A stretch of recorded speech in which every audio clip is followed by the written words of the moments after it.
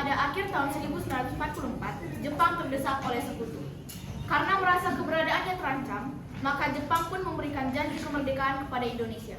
Sebagai tindak lanjut janji tersebut, maka dibentuklah BPUPKI atau Dokutsu Jumbi Kosakai pada tanggal 1 Maret 1945 oleh Letnan Jenderal Kumakichi Harada yang bertujuan untuk mempelajari dan menyelidiki hal-hal penting yang berkaitan tentang pembentukan negara Indonesia Merdeka.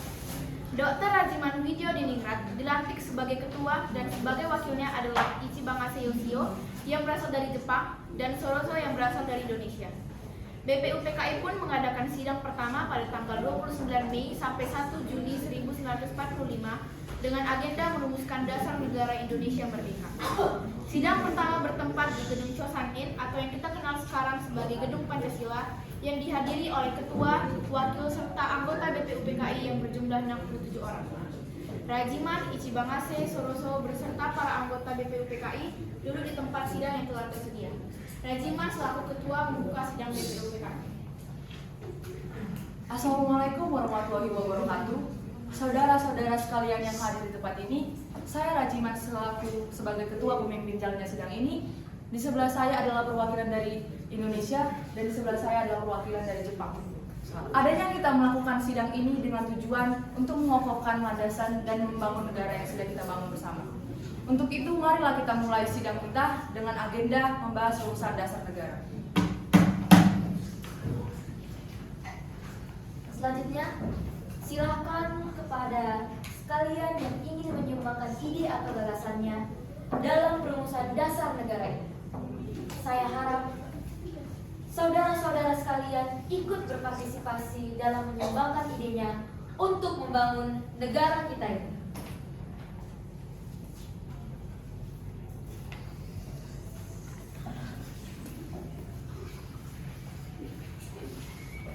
Saudara-saudara sekalian, terima kasih sudah hadir di tempat ini. Saya akan memberikan pidato singkat mengenai dasar negara. Yang pertama adalah peri kebangsaan, yang kedua peri kemanusiaan, tiga peri kehutanan, yang keempat peri kerakyatan, dan yang kelima kesejahteraan rakyat. Mengapa saya mengusulkan dasar negara tersebut?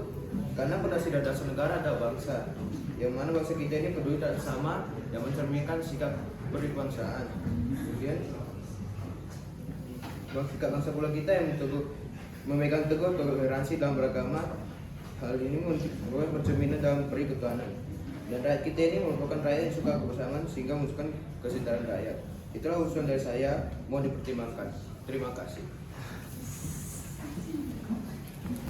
Selanjutnya, silakan kepada anggota-anggota saudara saya sekalian untuk menyampaikan gagasan atau ide.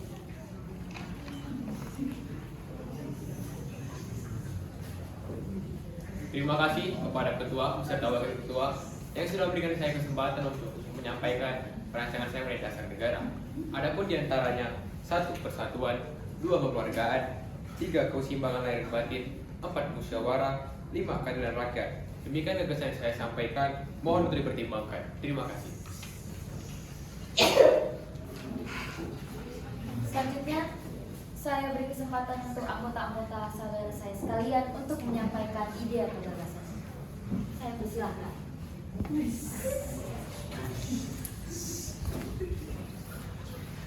Saudara-saudara sekalian, setelah memikirkan ini semalaman, saya berpendapat bahwa rumusan negara kita harus berdasarkan pada 1. Kebangsaan Indonesia, 2. Internasionalisme atau perikemanusiaan, 3. Mufakat demokrasi, 4. Kesejahteraan sosial, dan 5. Ketuhanan yang berkebudayaan. Saudara-saudara, dasar negara telah saya rumuskan. Saya akan memberi nama rumusan ini dengan nama Pancadharma.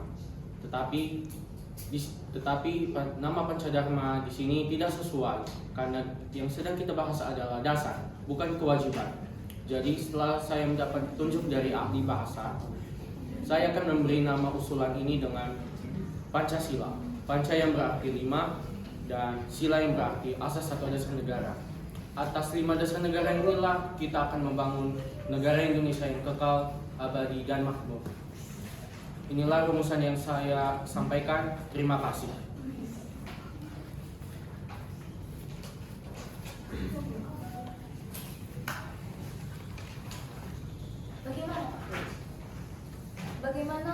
Anda mengenai nama dasar negara sebagai Pancasila atau Trisila? Menurut saya, usulan dari Insinyur Soekarno ada betulnya, yaitu Pancasila. Untuk itu, marilah kita mendengar kata sambutan dari perwakilan dari Jepang. Silakan Mr. Ichibangase. おはようございます皆さん。議事録を拝見させていただきました。最初から最後までメンバーから提出提案のいくつかに耳を傾けます。聴覚。私はセッションの議長によってさらに確認される策定結果に同意することを表明したいと思います。それしか言えません。ありがとうございました。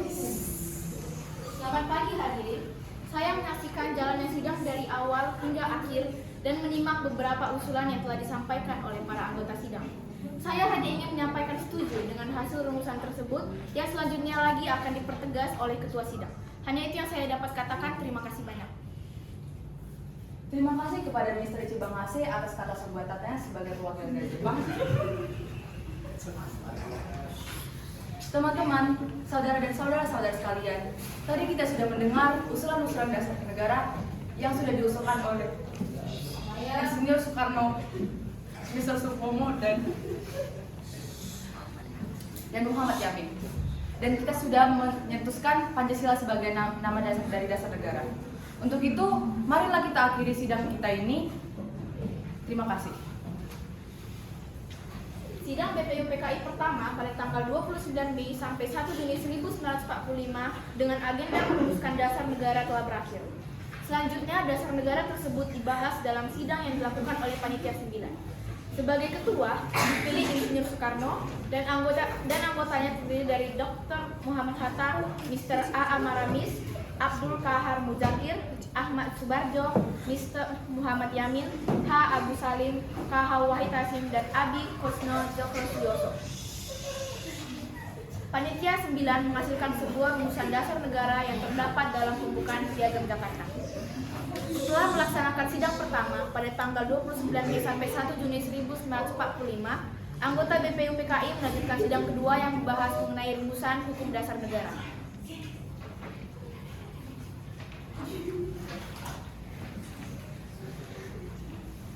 Setelah BPU PKI dibentuk pada 1 Maret 1945 dan dilantik pada 28 Mei 1945, kita harus melaksanakan tugas-tugas kita dengan baik.